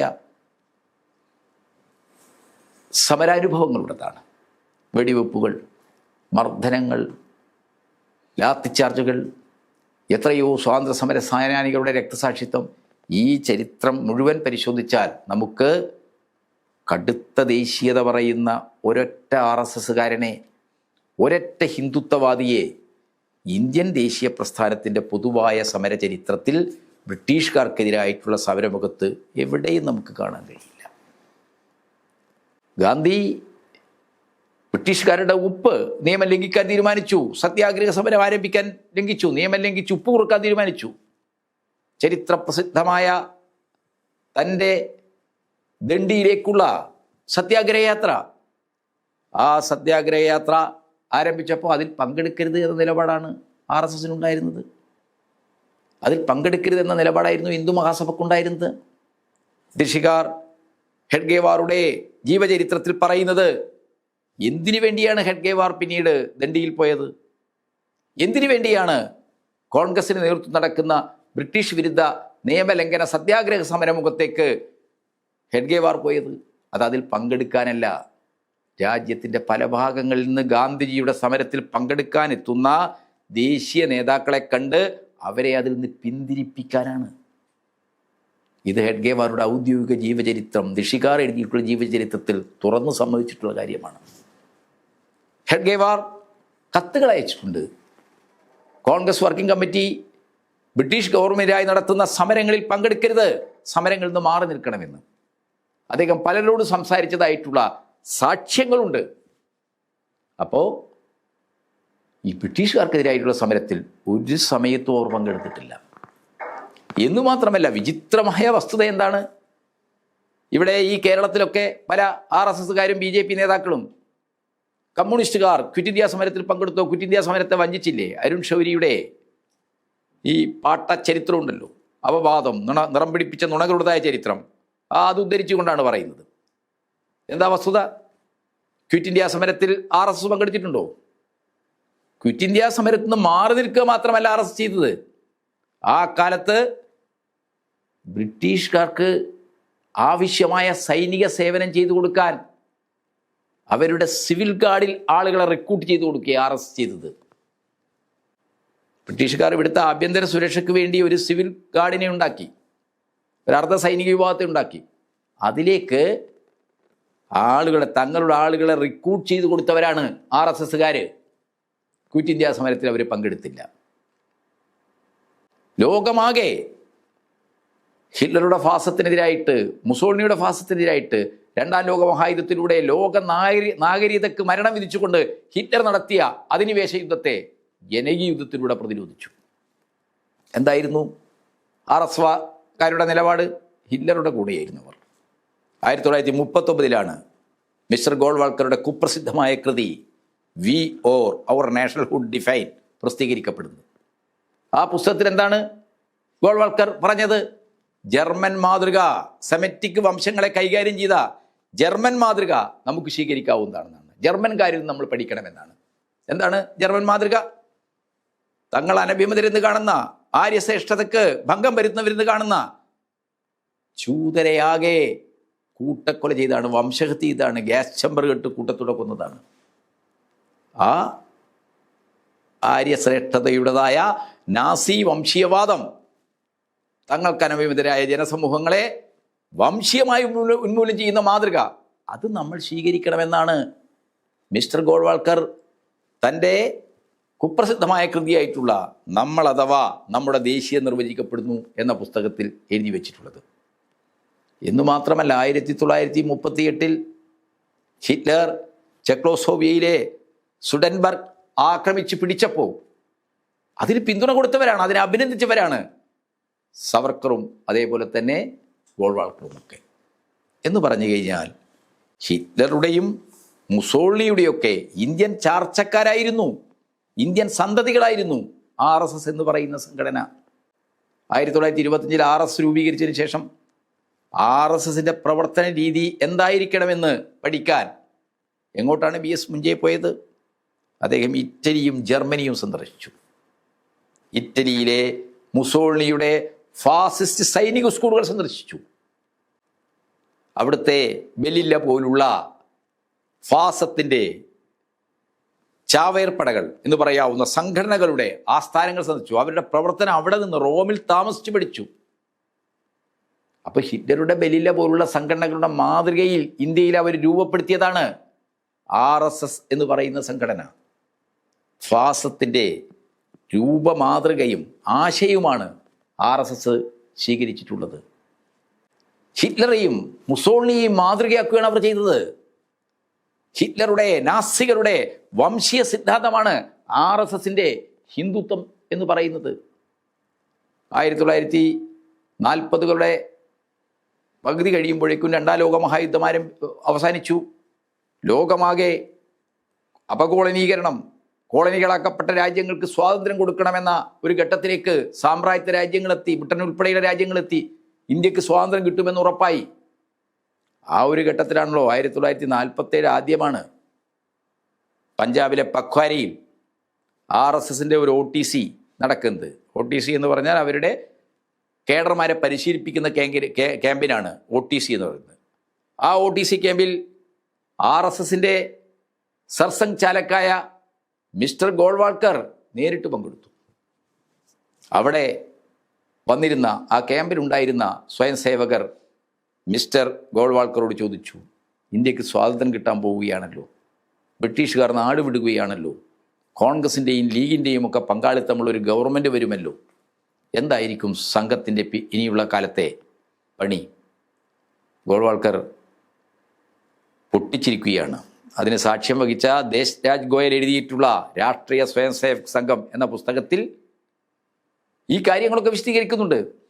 ആര് പറഞ്ഞു ബ്രിട്ടീഷുകാർ ഇവിടുന്ന് പോകുമെന്ന്, കോൺഗ്രസിന് അധികാരം കിട്ടുമെന്ന് ആര് പറഞ്ഞു എന്നാണ് അദ്ദേഹം ചോദിച്ചത്. സ്വയം സേവകർ ആവർത്തിച്ചു പറഞ്ഞു, അധികാര കൈമാറ്റത്തിന് നടപടികൾ, മന്ത്രിസഭാ രൂപി എല്ലാം നടക്കുകയാണ്. അപ്പോൾ അദ്ദേഹം പറഞ്ഞത്, ഇനി കോൺഗ്രസിൻ്റെ നേതൃത്വത്തിൽ ഒരു ഗവൺമെൻറ് വന്നാൽ തന്നെ അവർക്ക് ഭരിക്കാൻ കഴിയുമോ? അവരിത് ഇട്ടേച്ചു പോകും, ബ്രിട്ടീഷുകാർ വരും. അങ്ങനെ ബ്രിട്ടീഷുകാർ വന്നാൽ സംഘം അതിൻ്റെ പണി തുടരും, മറ്റേ പണി തുടരും. എന്താ ഈ മറ്റേ പണി? ഹിന്ദു രാഷ്ട്രമുണ്ടാക്കാനുള്ള മുസ്ലിം വിരുദ്ധമായ പണി തുടരും. RSSന്റെ എക്കാലത്തും പ്രത്യയശാസ്ത്രം മുസ്ലിം വിരുദ്ധം എന്ന പോലെ തന്നെ മാർക്സിസ്റ്റ് വിരുദ്ധവുമാണ്, കമ്മ്യൂണിസ്റ്റ് വിരുദ്ധവുമാണ്. കമ്മ്യൂണിസ്റ്റ് വിരുദ്ധ പ്രത്യയശാസ്ത്രമാണ് RSSന്റെ പ്രത്യയശാസ്ത്രം എന്ന് പറയുന്നത്. 1948 ഗാന്ധി വധത്തിന് ശേഷം RSS നിരോധിക്കപ്പെട്ടു. നിരോധിക്കപ്പെട്ട RSS നിരോധനം നീക്കിക്കിട്ടാൻ വേണ്ടി വലിയ ശ്രമങ്ങൾ നടത്തി. പട്ടേലുമായി സുദീർഘമായ ചർച്ച നടത്തി. എന്നിട്ടവർ അംഗീകൃതമായ ഒരു ഭരണഘടന അനുസരിച്ച് പ്രവർത്തിക്കും, വിധ്വംസക പ്രവർത്തനങ്ങൾ നടത്തില്ല എന്ന് ഗവൺമെന്റ് ഉറപ്പ് കൊടുത്തു.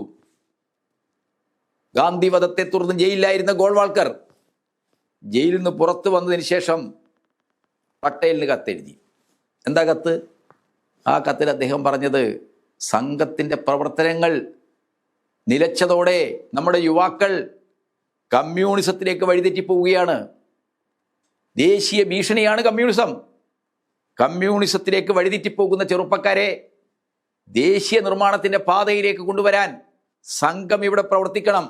അതുകൊണ്ട് സംഘത്തിൻ്റെ നിരോധനം എടുത്തു കളയണമെന്ന് പറഞ്ഞുകൊണ്ട് കത്തെഴുതി അന്നത്തെ ആഭ്യന്തരമന്ത്രി പട്ടേലിന്. ഈ ഒരു സാഹചര്യത്തിൽ തന്നെയാണ് CIA ഒരു വിദഗ്ധനായിരുന്ന J.A. കറാൻ ഇന്ത്യയിലെ സംഘത്തിൻ്റെ പ്രവർത്തനങ്ങളെ പഠിച്ച് മിലിറ്റന്റ് ഹിന്ദുയിസം ഇൻ ഇന്ത്യ എന്ന പുസ്തകം എഴുതുന്നത്. എന്തിനു വേണ്ടിയാ J.A. കറാനെ കൊണ്ട് പഠനം നടത്തിച്ചത്? ഇന്ത്യക്ക് അടുത്തുള്ള അയൽപക്കത്തുള്ള ചൈനയിൽ വിപ്ലവം നടന്നു, കമ്മ്യൂണിസ്റ്റ് പാർട്ടി അധികാരത്തിൽ വന്നു. ചൈനയിൽ കമ്മ്യൂണിസ്റ്റ് പാർട്ടി അധികാരത്തിൽ വന്നതോടുകൂടി ഇന്ത്യയിലും അതുപോലുള്ള ഒരു ചുവന്ന വിപ്ലവത്തിൻ്റെ ആസന്ന സാധ്യതയുണ്ട്. എന്താ കാര്യം? കോൺഗ്രസിൽ പ്രതീക്ഷ അർപ്പിച്ചിരുന്ന ജനങ്ങൾ കോൺഗ്രസ് ഭരണത്തിൽ അസംതൃപ്തരാവുകയാണ്. ഈ അസംതൃപ്തി മുഖ്യ പ്രതിപക്ഷമായി മാറിയിട്ടുള്ള കമ്മ്യൂണിസ്റ്റുകാർക്ക് അനുകൂലമാകും. അതുകൊണ്ട് തന്നെ ചൈനയിൽ സംഭവിച്ചതുപോലെ ഇവിടെയും കമ്മ്യൂണിസ്റ്റ് വിപ്ലവം നടക്കാനുള്ള സാധ്യതയുണ്ട്. അത് തടയണമെങ്കിൽ കോൺഗ്രസിൻ്റെ അപജയം, കോൺഗ്രസിൻ്റെ തകർച്ച, അതിന് ബദലായി സംഘത്തെ, ഹിന്ദുത്വ കക്ഷികളെ ഉയർത്തിക്കൊണ്ടുവരണം. അതിന് കഴിയണമെങ്കിൽ കമ്മ്യൂണിസ്റ്റുകാരെ അടിച്ചമർത്തണം. ഇതാണ് J.A. കറാൻ മിലിറ്റന്റ് ഹിന്ദുയിസം എന്ന പഠനത്തിലൂടെ മുന്നോട്ട് വെച്ച കാര്യം. കമ്മ്യൂണിസ്റ്റ് ഭീഷണിയെ എങ്ങനെ നേരിടണം എന്നുള്ളതാണ്. RSS മുസ്ലിം വിരുദ്ധവും ക്രിസ്ത്യൻ വിരുദ്ധവും കമ്മ്യൂണിസ്റ്റ് വിരുദ്ധവുമായ ഒരു പ്രത്യയശാസ്ത്രത്തെ പിന്തുടരുന്ന ഫാസിസ്റ്റ് സംഘടനയാണ്. ഗോൾവാൾക്കറുടെ വിചാരധാരയിൽ ഒരു സംശയത്തിനിടയില്ലാത്ത രീതിയിൽ ആഭ്യന്തര വിപത്തുകളെക്കുറിച്ച് പറയുമ്പോൾ ഒന്നാമത് മുസ്ലിങ്ങളാണ്, രണ്ടാമത് ക്രിസ്ത്യാനികളാണ്, മൂന്നാമത് കമ്മ്യൂണിസ്റ്റുകാരാണ്. ഈ ആഭ്യന്തര വിപത്തുകളെ ഉന്മൂലനം ചെയ്ത് കളയണം, ഇന്ത്യയിൽ ഇല്ലാതാക്കണം എന്ന നിലപാടാണ് RSSനുള്ളത്.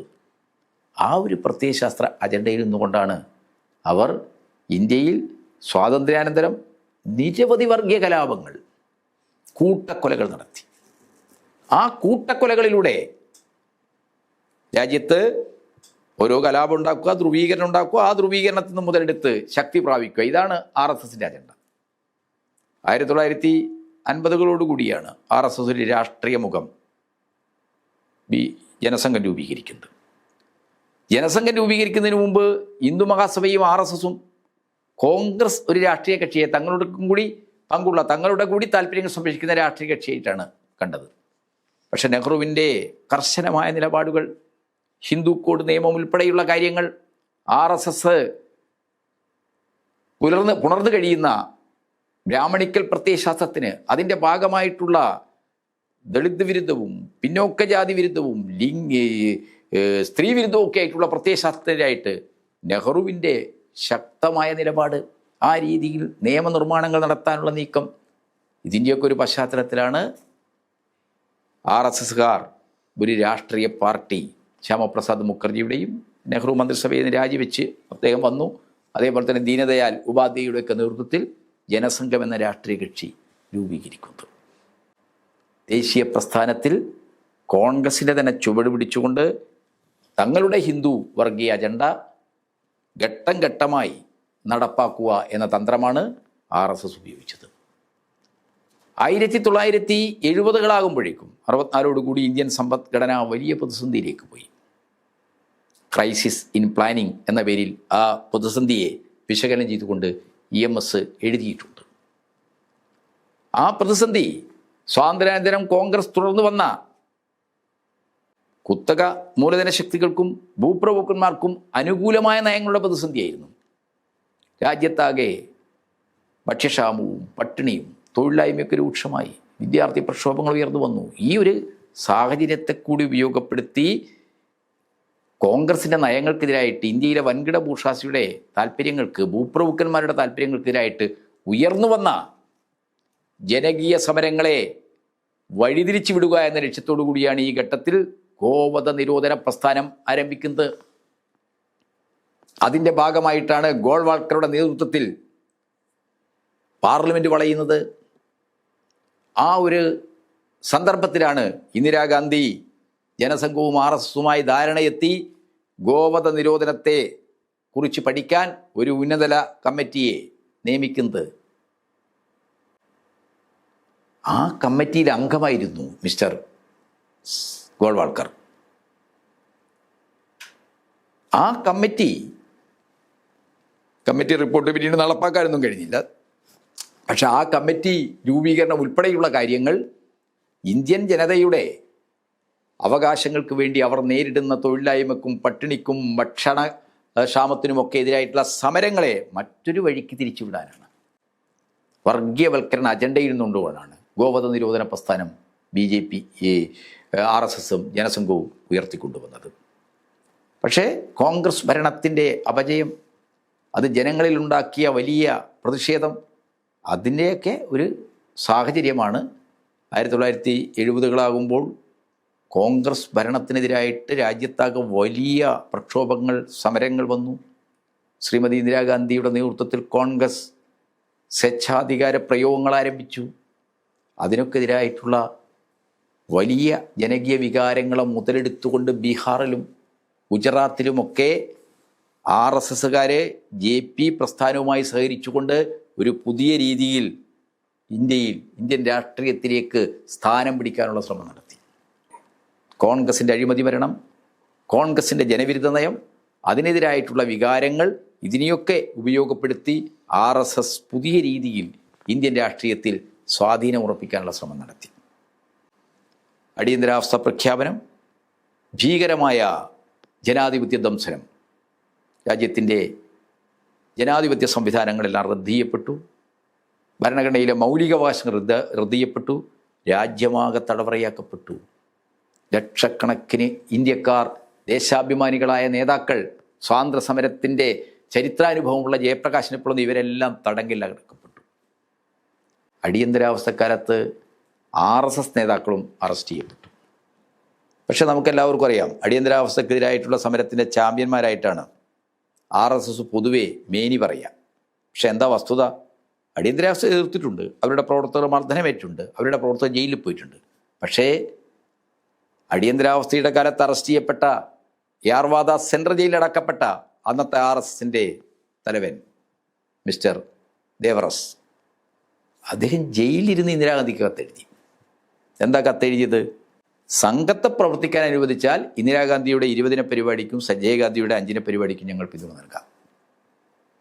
ഇന്ദിരാഗാന്ധി നടപ്പാക്കിയ 20 പരിപാടിയുടെ പ്രചാരകരാകാം.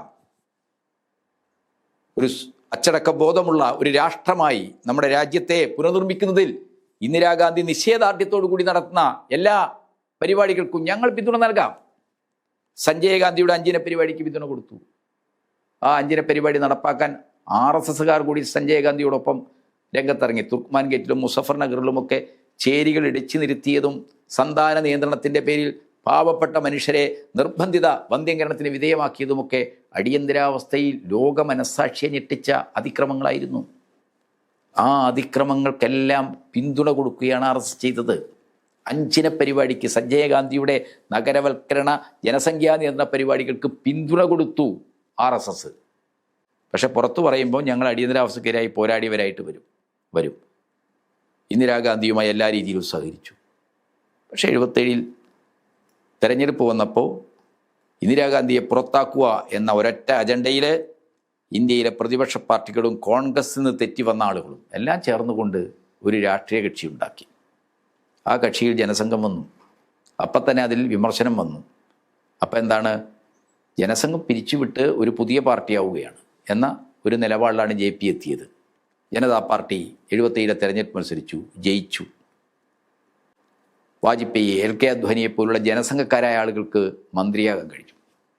അതൊക്കെ ഇന്ത്യൻ ഭരണകൂട ഘടനയിലേക്കും സംവിധാനങ്ങളിലേക്കും കയറി തങ്ങളുടെ അജണ്ട നടപ്പാക്കാനുള്ള ഒരവസരമാക്കി, പ്രത്യേകിച്ച് വിദ്യാഭ്യാസ രംഗത്തൊക്കെ തങ്ങളുടെ ഹൈന്ദവവൽക്കരണ അജണ്ട നടപ്പാക്കാനുള്ള അവസരമാക്കി BJP മാറ്റി, ജനസംഘം മാറ്റി. അതുകൊണ്ട് തന്നെ ജനതാ പാർട്ടിക്കകത്ത് തന്നെ സോഷ്യലിസ്റ്റുകൾ വലിയ വിമർശനം ഉന്നയിച്ചു. ജനതാ ഗവൺമെൻറ്റിൽ പങ്കാളിയാകാതെ പിന്തുണ കൊടുത്ത ഇടതുപക്ഷം ശക്തമായ നിലപാട് സ്വീകരിച്ചു. ദയാംഗത്വ പ്രശ്നം ഉയർന്നു വന്നു. ജനതാ പാർട്ടിയിൽ കോൺഗ്രസ് RSSകാർക്കും ജനതാ പാർട്ടിയിൽ അംഗമാകാമോ? RSSലും ജനതാ പാർട്ടിയിലും ഒരേ സമയത്തിൽ അംഗമാകാമോ? സോഷ്യലിസ്റ്റ് നേതാവായ മധുരിമയെ പോലുള്ള ആളുകൾ ശക്തമായ വിമർശന രംഗത്ത് വന്നു. അങ്ങനെ വന്നപ്പോൾ ഇരട്ട അംഗത്വം, ദ്വയാംഗത്വം പാടില്ലെന്ന നിലപാടിലേക്ക് ജനതാ പാർട്ടി എത്തിയതോടുകൂടി RSSകാരായ പഴയ ജനസംഘക്കാർ ജനതാ പാർട്ടി വിട്ട് അവർ BJP ഉണ്ടാക്കി. അധികാരത്തിൽ നിന്ന് പുറത്തുപോയ കോൺഗ്രസിൻ്റെ ഇന്ദിരാഗാന്ധിയുടെ പിന്തുണ RSSനുണ്ടായി. ഇന്ദിരാഗാന്ധിയെ എല്ലാ അർത്ഥത്തിലും RSS നേതാക്കൾ സഹായിച്ചു. അങ്ങനെയാണ് 81 തെരഞ്ഞെടുപ്പ് ആകുമ്പോഴേക്കും ഇന്ദിരാഗാന്ധിക്ക് വോട്ട് ചെയ്യാനാണ് RSS പറഞ്ഞത്. ഈ രാഷ്ട്രീയ സംഭവ വികാസങ്ങളെല്ലാം പുതിയ രീതിയിൽ ഇന്ന് നമ്മൾ അപകടകരമായ ഒരു ഭീഷണിയായി വളർന്നു വന്നിരിക്കുന്ന RSSൻ്റെ വളർച്ചയ്ക്ക് ഒരു ടേണിംഗ് പോയിൻ്റാണ് അടിയന്തരാവസ്ഥയ്ക്ക് ശേഷമുള്ള സംഭവങ്ങൾ. കോൺഗ്രസ് എല്ലാ പിന്തുണയും കൊടുത്തു. 81 ഇന്ദിരാഗാന്ധി IMF വായ്പ തുടങ്ങുകയും സമ്പദ്ഘടനയിൽ ഘടനാപരമായ ക്രമീകരണം ആരംഭിക്കുകയും ചെയ്തപ്പോൾ അതിന് പിന്തുണ കൊടുത്തു RSS. ജമ്മു കാശ്മീരിലെ സംസ്ഥാന അസംബ്ലിയിലേക്ക് നടന്ന തെരഞ്ഞെടുപ്പിൽ BJP ഉണ്ടായിട്ടും RSS കോൺഗ്രസിന് പിന്തുണ കൊടുത്തു. മഹാരാഷ്ട്രയിലെ മുനിസിപ്പൽ തെരഞ്ഞെടുപ്പുകളിൽ BJPക്കല്ല RSS വോട്ട് ചെയ്യാൻ പറഞ്ഞത്, കോൺഗ്രസിനാണ്. അങ്ങനെ കോൺഗ്രസിനെ പരസ്യമായി തന്നെ RSS സഹായിച്ചു. അതിന് പ്രതിഫലമെന്നോളം RSSൻ്റെ അജണ്ടയിൽ നിന്നുകൊണ്ടുള്ള വർഗീയ ധ്രുവീകരണത്തിനുള്ള ക്യാമ്പയിനുകൾക്ക് എല്ലാ സഹായവും ചെയ്തു കൊടുത്തു. RSS ഇന്ത്യയിൽ ശ്രമിക്കുന്നത് ഹിന്ദുമതത്തിൻ്റെ വൈവിധ്യങ്ങളെ ആകെ ഹിന്ദുത്വത്തിലേക്ക് ഏകോപിപ്പിക്കാനാണ്. ആ ഹിന്ദുത്വത്തിലേക്ക് ഏകോപിപ്പിക്കുന്നതിന് വേണ്ടി അവർ സെമറ്റിക് മതങ്ങൾക്ക് സമാനമായ ഒരു ഗ്രന്ഥം, ഭഗവത്ഗീതയെക്കുറിച്ച്, ഒരു ദൈവം രാമനെക്കുറിച്ച് ഒക്കെയുള്ള പ്രചരണങ്ങൾ ഉയർത്തി. അതിൻ്റെ ഭാഗമായിട്ടാണ് അയോധ്യയിൽ രാമക്ഷേത്രവുമായി ബന്ധപ്പെട്ട തർക്കമുയർത്താൻ, ബാബരി മസ്ജിദ് നിലനിൽക്കുന്ന സ്ഥലം രാമൻ്റെ ജന്മഭൂമിയാണ് എന്ന ചരിത്രവിരുദ്ധമായ വാദമുയർത്താൻ RSS പദ്ധതിയിട്ടത്. RSSൻ്റെ ഈ അജണ്ടക്ക് എല്ലാ സഹായങ്ങളും ഇന്ദിരാഗാന്ധി ചെയ്തു കൊടുത്തു. കോൺഗ്രസും RSSും തമ്മിലുള്ള കൂടിയാലോചനകളുടെ കണ്ണിയായി നാഗപ്പൂരിൽ നിന്ന് കോൺഗ്രസ് ടിക്കറ്റിൽ മത്സരിച്ച MP ആയിരുന്ന ബൻവാരിലാൽ പുരോഹിത് പ്രവർത്തിച്ചു. ഇതെല്ലാം സംബന്ധിച്ച നിരവധി പുസ്തകങ്ങൾ ഇപ്പോൾ തന്നെ പുറത്തു വന്നു കഴിഞ്ഞിട്ടുണ്ട്. ഈ ബൻവാരിൽ പുരോഹിതൻ ഇടനിലക്കാരനായി നിന്നുകൊണ്ട് RSS നേതൃത്വം കോൺഗ്രസിനെ, പ്രത്യേകിച്ച് ഇന്ദിരാഗാന്ധിയുടെ വധം 84 നടന്നു. സിഖ് തീവ്രവാദികളാൽ ദാരുണമായി ഇന്ദിരാഗാന്ധി കൊല്ലപ്പെട്ടു. തുടർന്നുണ്ടായിരുന്ന വൈകാരികമായ അന്തരീക്ഷത്തിൽ RSS രാജീവ് ഗാന്ധിക്ക് പിന്തുണ കൊടുത്തു. അയോധ്യയിലെ രാമക്ഷേത്ര പ്രശ്നം, ബാബരി മസ്ജിദ് നിലനിൽക്കുന്ന സ്ഥലത്ത് രാമക്ഷേത്രമാണ് എന്ന വാദം ഉയർത്തിക്കൊണ്ടുവരുന്നതിന് എല്ലാ സഹായങ്ങളും നൽകാമെന്ന ഉറപ്പിൻ്റെ അടിസ്ഥാനത്തിലാണ് പിന്തുണ. ശ്രീമാൻ രാജീവ് ഗാന്ധി തെരഞ്ഞെടുപ്പ് പ്രചരണം ആരംഭിച്ചത് അയോധ്യയിൽ നിന്നാണ്, രാമരാജ്യം പറഞ്ഞുകൊണ്ടാണ്. അധികാരത്തിൽ വന്ന ഉടനെ തന്നെയാണ് അമേരിക്കയിൽ ജീവിക്കുന്ന രാമാനന്ദ സാഗർ എഴുതിയുണ്ടാക്കിയ രാമായണ സീരിയൽ ദൂരദർശനുള്ള ഔദ്യോഗിക ടെലിവിഷനിലൂടെ ഇന്ത്യയൊട്ടുക്കും സംപ്രേഷണം ചെയ്ത്, ആ രാമായണ സീരിയലിലൂടെയാണ് RSS മുന്നോട്ട് വെക്കുന്ന രാമൻ്റെ അടിസ്ഥാനത്തിലുള്ള ഒരു ഹൈന്ദവ ധ്രുവീകരണം, ശ്രീരാമനെ ദേശീയ പുരുഷനായി അവതരിപ്പിച്ചുകൊണ്ടുള്ള ഒരു ഹൈന്ദവ ധ്രുവീകരണത്തിന് ഇവിടെ RSS തുടക്കം കുറിച്ചത്. അതിനെല്ലാ സഹായങ്ങളും ചെയ്തു കൊടുത്തത് കോൺഗ്രസ് പാർട്ടിയുടെ ഗവൺമെൻറ്റാണ്. 1949 അതിക്രമിച്ച് കടന്ന് സ്ഥാപിച്ചതാണ് ബാബരി മസ്ജിദ് നിലനിൽക്കുന്ന സ്ഥലത്ത് ആ പള്ളിക്കകത്ത് രാമൻ്റെയും സീതയുടെയും വിഗ്രഹങ്ങൾ. അന്ന് ആ വിവരമറിഞ്ഞ ജവഹർലാൽ നെഹ്റു രാമനും സീതയുമൊക്കെ പള്ളിക്കകത്ത് സ്വയംഭൂവായി എന്നുള്ളത് RSSകാരുടെ നുണപ്രചരണമാണ്, കഥകളാണ്. അത് അതിക്രമിച്ച് കൊണ്ടുപോയി വെച്ചത്. അതുകൊണ്ട് തന്നെ അതെടുത്ത് സരയൂ നദിയുടെ പ്രവാഹഗതിയിലേക്ക് എറിഞ്ഞു കളയണം. അതാ നെഹ്റു പറഞ്ഞത്. പക്ഷെ നെഹ്റുവിനെ പോലും ധിക്കരിച്ച് UP അന്നത്തെ പ്രവിശ്യ മുഖ്യമന്ത്രിയായിരുന്ന മിസ്റ്റർ ഗോവിന്ദ് വല്ലഭ് പന്ത് Faizabad district collector mister KK നായരുമായി ആലോചന നടത്തി തർക്കഭൂമിയാക്കി ബാബരി മസ്ജിദ് പൂട്ടിയിട്ടു. ആ തർക്കഭൂമിയാക്കി പൂട്ടിയിട്ട പള്ളി 1986 RSSകാർക്ക്, ഹിന്ദുത്വവാദികൾക്ക് തുറന്നു കൊടുത്തത് രാജീവ് ഗാന്ധിയുടെ ഗവൺമെൻറ്റാണ്. 89 ബാബരി മസ്ജിദിൻ്റെ 3 താഴികക്കുടങ്ങൾ, കുംഭഗോപുരങ്ങൾ ഉയർന്നു നിൽക്കുന്ന സ്ഥാനം ശ്രീകോവിലായി കണക്കാക്കിയുള്ള ക്ഷേത്ര ശിലാന്യാസത്തിന് അനുമതി കൊടുത്തതും 1989 രാജീവ് ഗാന്ധിയുടെ ഗവൺമെൻറ്റാണ്. 92 എല്ലാ എതിർപ്പുകളെയും, സുപ്രീം കോടതിയുടെ പോലും വിലക്കുകളെ എല്ലാം ലംഘിച്ചുകൊണ്ട് ഹിന്ദുത്വവാദികൾക്ക്, രാജ്യത്തിൻ്റെ പല ഭാഗങ്ങളിൽ നിന്ന് പള്ളി പൊളിക്കാനുള്ള ആസൂത്രണമായി എത്തിയ കർസേവകർക്ക് ചരിത്രപ്രസിദ്ധമായ ബാബരി മസ്ജിദ് തകർക്കാൻ എല്ലാ സഹായങ്ങളും ചെയ്തു കൊടുത്തത് നരസിംഹറാവുവിൻ്റെ ഗവൺമെൻറ്റാണ്. തുടർന്നാണ് ഇന്ത്യയിൽ ആഗോളവൽക്കരണവും അതിൻ്റെ ചുവട് പിടിച്ച് ഹിന്ദുത്വ തീവ്ര വലതുപക്ഷ രാഷ്ട്രീയവും വളർന്നു വന്നത്. ഇന്നൊരു ഫാസിസ്റ്റ് അധികാര ഭീഷണിയായി ഹിന്ദുത്വം മാറിയിരിക്കുകയാണ്. ഹിന്ദുത്വം അത് എങ്ങനെയാണ് പ്രത്യയശാസ്ത്രപരമായി ജനങ്ങളുടെ പൊതുബോധമായി മാറുന്നത് എന്ന കാര്യം വളരെ ആഴത്തിലും സൂക്ഷ്മതലത്തിലും പരിശോധിച്ചുകൊണ്ട് ഹിന്ദുത്വത്തിനെതിരായിട്ടുള്ള നമ്മുടെ സംസ്കാരത്തിൻ്റെയും രാഷ്ട്രീയത്തിൻ്റെയും മണ്ഡലത്തിൽ എല്ലാ തലങ്ങളിലുള്ള പ്രതിരോധം ഉയർത്താൻ ജനാധിപത്യവാദികൾക്ക് ഇന്ന് കഴിയേണ്ടതുണ്ട്. എങ്ങനെയാണ് യുക്തിരഹിതമായ, അശാസ്ത്രീയമായ, ചരിത്രവിരുദ്ധമായ പ്രശ്നങ്ങൾ ഉയർത്തി അതിൻ്റെ പേരിൽ ജനങ്ങളെ കലാപോത്സുകരാക്കുന്നത്, അപരമതങ്ങളെ, അനഭിമത സമൂഹങ്ങളെ എങ്ങനെയാണ് അവർ ശത്രുക്കളാക്കി മാറ്റുന്നത്, എങ്ങനെയാണ് ഹിന്ദുത്വം എന്ന് പറയുന്ന ഒരു പൊതുബോധം നിർമ്മിക്കുന്നത്?